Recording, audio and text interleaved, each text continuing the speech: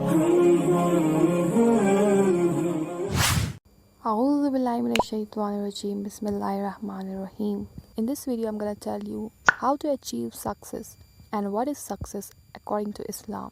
It's Surah Nur verse number 52, where Allah says, "Whoever obeys Allah and His Messenger and fears Allah and observes taqwa for His sake, then such people are the victorious."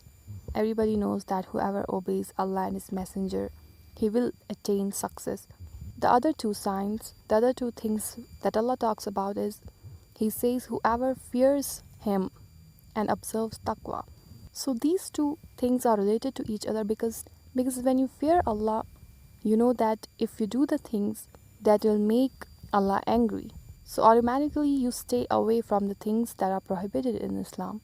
Now if we talk about what does it mean to fear Allah, that fear, it doesn't mean that Allah is someone who is oppressor, who is cruel, who is someone dangerous, like what we see in today, that how oppressors oppressed our people, how cruel they are, how evil they are. But it's not that Allah is one of them.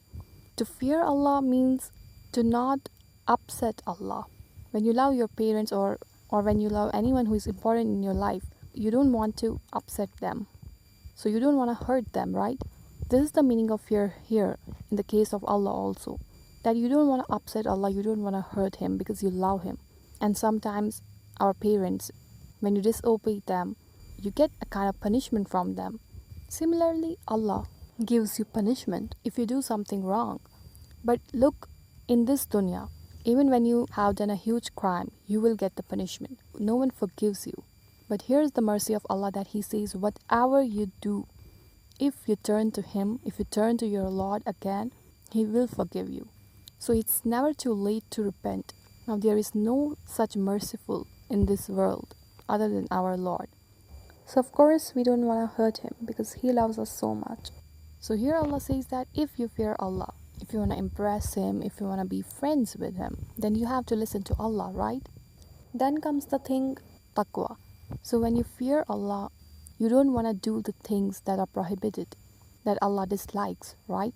So here you observe taqwa, means staying away from the things that are harmful for you, that are haram, that are forbidden. So Allah says if you adopt these two things, along with that if you obey Allah and His Messenger, obeying Allah and His Messenger automatically means to observe taqwa, to have fear of them. So Allah says when you do these things, these four things, obey Allah, obey Messenger, fear Allah, and observe taqwa, He says then you will be victorious. So here comes now the thing that what is success. Allah here clearly says that if you do these four things, it means it is a success for you. This is success in the eyes of Allah according to Qur'an. No matter how much wealth you have, no matter how popular you are in this dunya, if you don't have these four things, then you haven't achieved anything.